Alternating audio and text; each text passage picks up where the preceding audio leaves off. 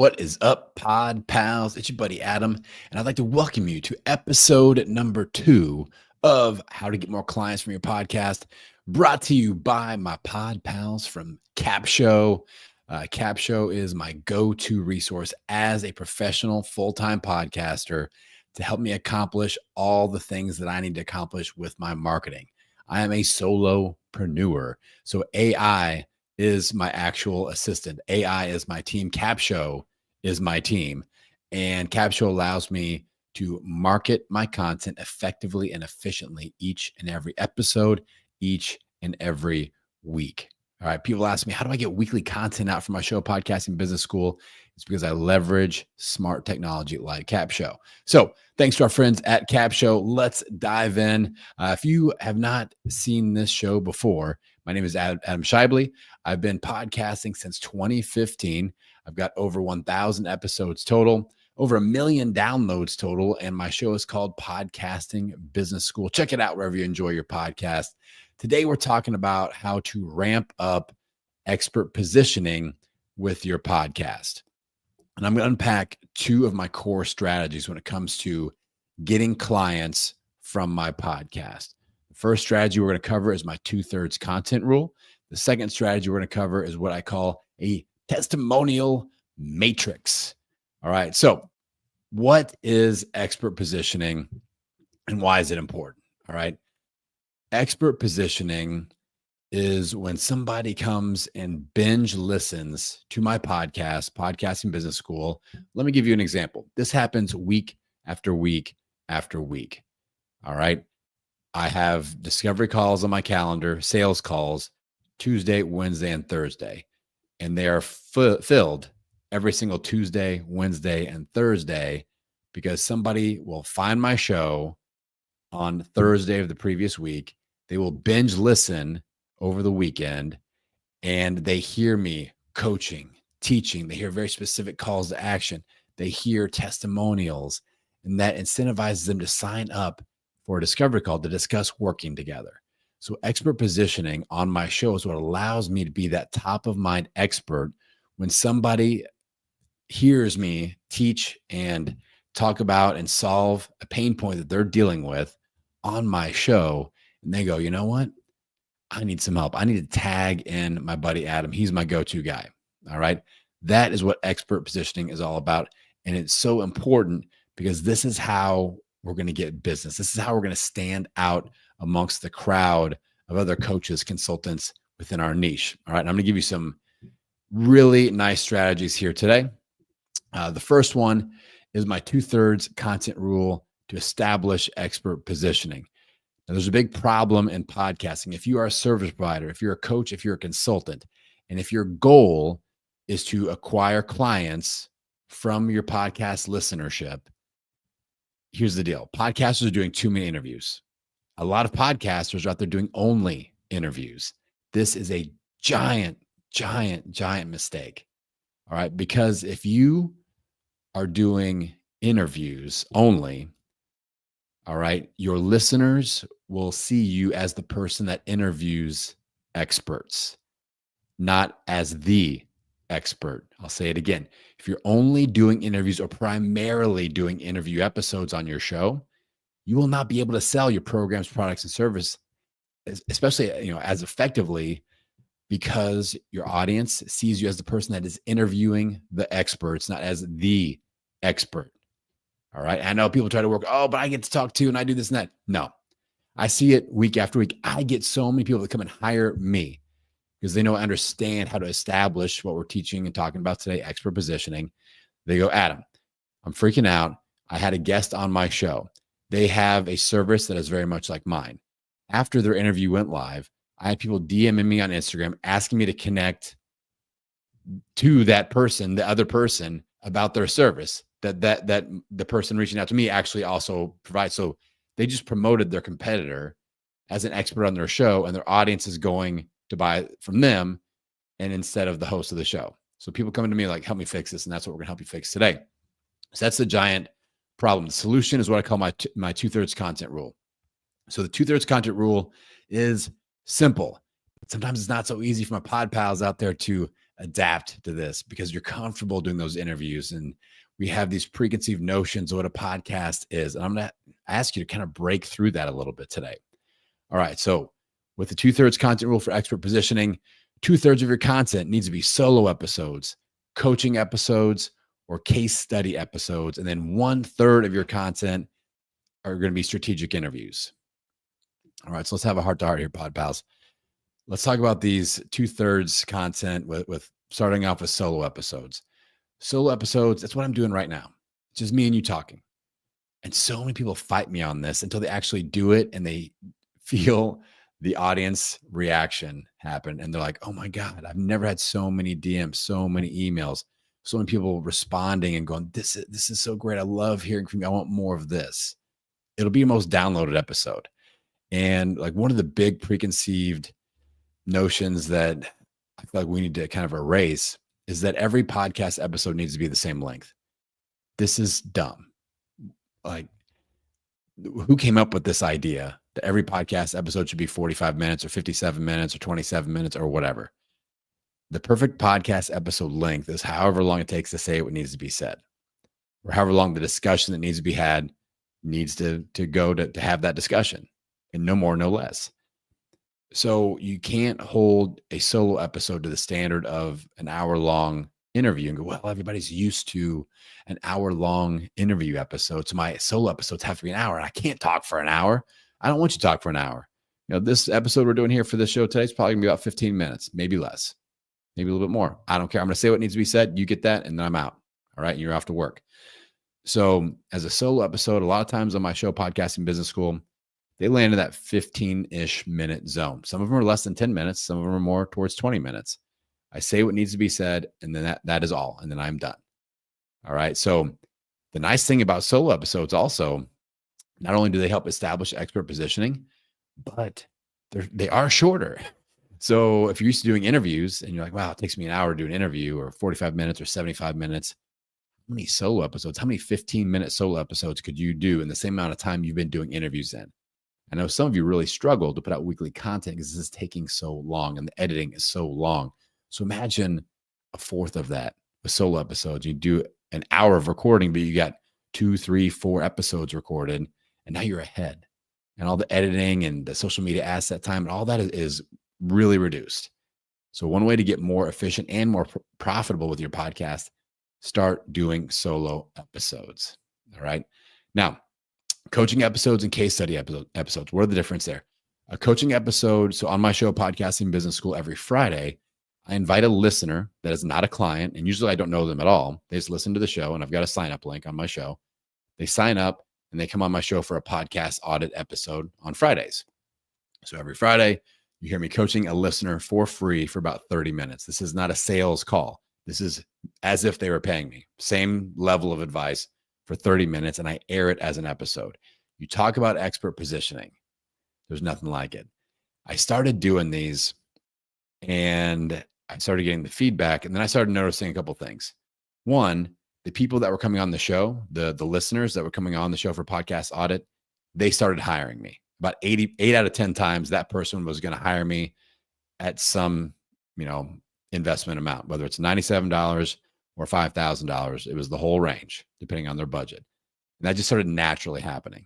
But as I started airing these episodes, I noticed that my audience members just started buying things because they just heard me coaching and coaching and coaching. Once I got about 25 or 50, now I've got hundreds of coaching episodes on my show.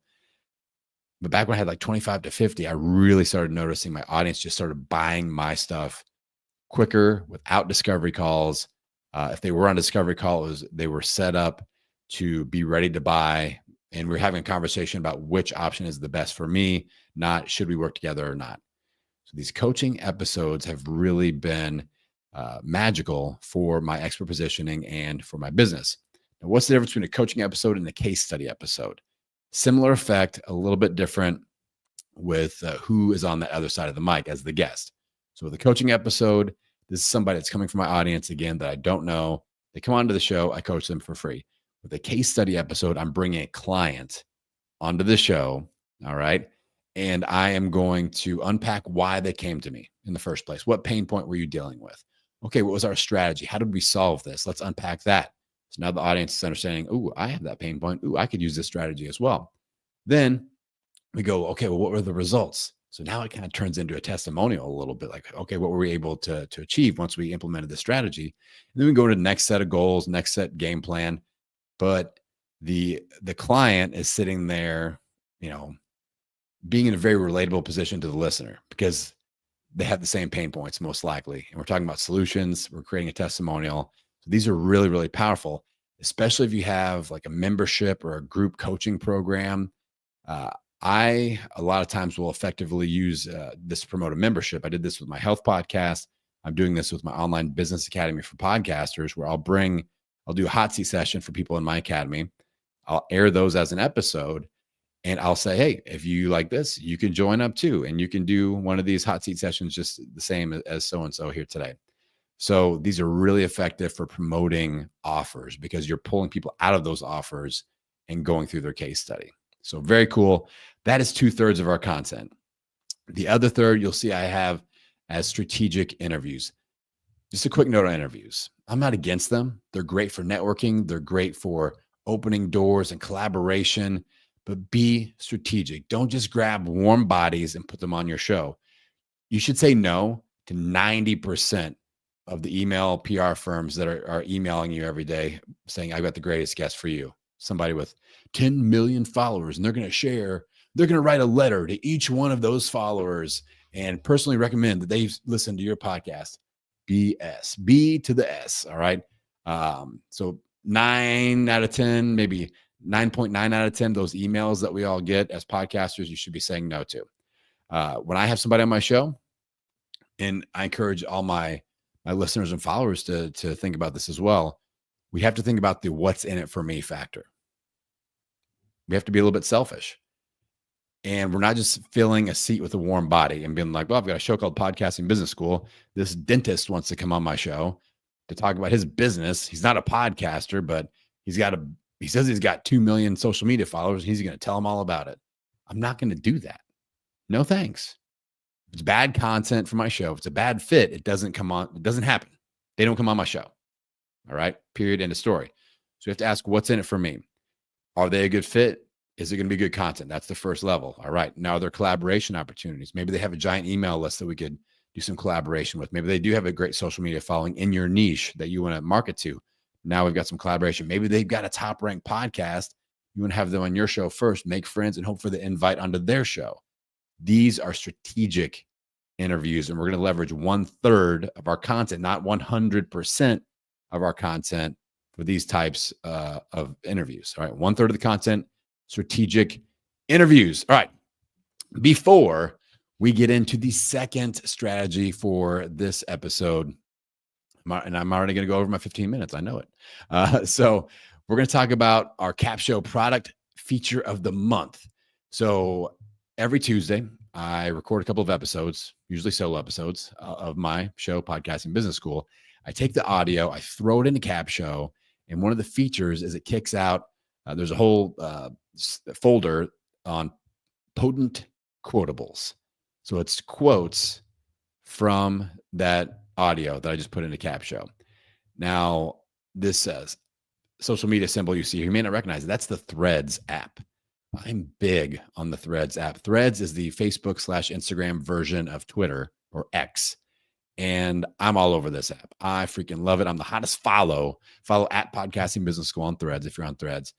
And I use all these potent quotables on Threads. These are all Threads posts because Threads is text only, super easy. I use there's also a LinkedIn newsletter, which I featured last month. I'll use some of that for my Threads as well. Like I'll take snippets from each of the assets that Capsho provides, and I'll stick them into Threads as quotes. So the easiest way to do that is with the potent quotables feature on Capsho.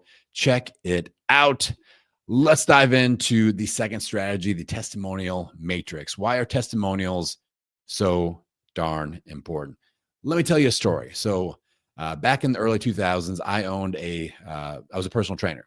All right. So 2003, I graduated from college. I was doing some strength coaching and some personal training. I was in a commercial gym. with a whole bunch of other personal trainers, and it was a dogfight. Like, and it was hardcore. People trying to steal clients, and like it was intense. And I figured something out. Other people were getting clients because they were really good looking or really muscular or whatever, or they were just kind of the person that all the quote unquote like rich and famous people went to. And that's what they were known as. And I was like, you know what? Nobody's really promoting is results. So I went to work. I had some methodologies. I tested them. I tweaked them. And I started being able to produce really, really good results. So the gym gave us each a little marketing space on their little entryway. And most people would put up big pamphlets for their business with their picture, with them flexing. I never put a picture of myself up there. Every week, I would switch out with a new before and after transformation picture of one of my clients. And I'd say, to be my next transformation story, here's my number. And I started stealing everyone else's clients because no one else was producing results. They were just the best looking trainer or the most muscular trainer or the fanciest trainer or the most expensive trainer. I was the trainer that was producing results.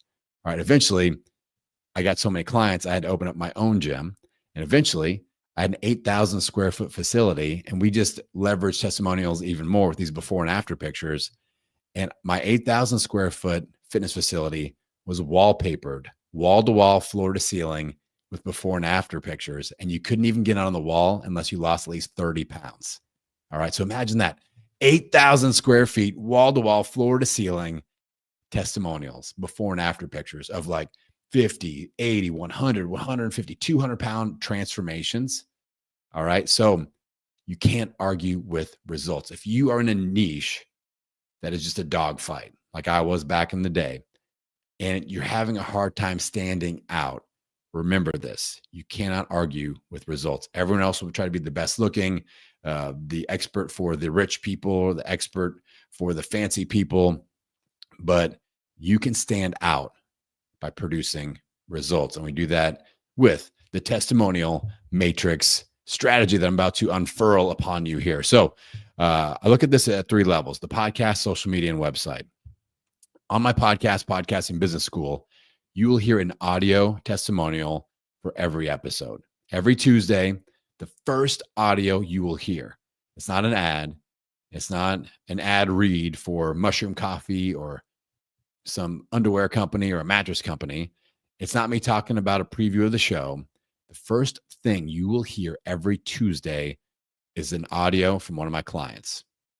Real audio, not AI, y'all. Real audio from one of my clients. All right. Talking about their experience in working with me, paid clients. So, just to be real, I have to chase these people down for these. This isn't like an easy thing where I'm like, hey, hit this thing and go ahead and let's do a testimonial. No, I'm chasing these people down. And that's a part of the deal. I give them a simple little template to follow. Like, hi, my name is, I hired Adam because by working with Adam, I've been able to fill in the blanks, audio testimonial. I start every single episode on Tuesday with a new audio testimonial from a client. All right. Then I take that testimonial on social media. I'll either do video or text testimonials. So on a text app like Threads or on X/Twitter, you could use text testimonials. Instagram, TikTok, you could have vertical video testimonials are going to work really well. Then on my website, that's what I view like my gym, like the wallpaper, floor to ceiling, wall to wall. I had those transformation pictures. I do the same thing with my website. If you scroll down about halfway down the page on my website, you're just going to see dozens of testimonials, dozens and dozens. I just wallpaper it. And that works really, really well. It's a little bit unorthodox. People like to kind of salt and pepper them in there a lot on their website if they are using, and if they do have any testimonials. I like to just blast it. I like to put them all on there, and I add new ones every week. And I just wanted to be overwhelmed. I'm like, oh my God, this guy's helped a lot of people. Look at all these different results and the podcast growth, podcast monetization, getting $10,000 in new clients, doing 100,000 downloads in a year. I love just showing that off because in my niche, there are much more powerful marketers, more experienced marketers. There are people with much bigger budgets and much bigger teams that I compete against, but you can't argue with results. I lead with results, and you can do this too.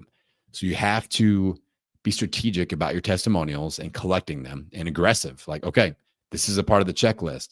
And really, I look for acquiring a testimonial at two specific points. One point is after a big win. So if a client has a big win, I'm like, hey, I'm going to send you my SpeakPipe link. I use speakpipe.com, and I will send them my SpeakPipe link and go, hey, let's just talk about what you just achieved real quick here. And I'll give them, again, a little template to use. And that's one point when we collect a testimonial. The other point is at the finish of a program, right? So they just did your 6-week, business accelerator, or your 4-week intermittent fasting program, or whatever. At the end of that program, we're going to get a testimonial. Even if they've already, like, I want to do the next phase, I want to do the next thing, get a testimonial at the end of each phase. So each win and the end of each phase, or at the end of each program, that's when we're collecting these testimonials. And you will have to ask more than once, almost every time. I can't remember a client that just went and did it. All right. They're busy. They have lives. They have families. They're out running around.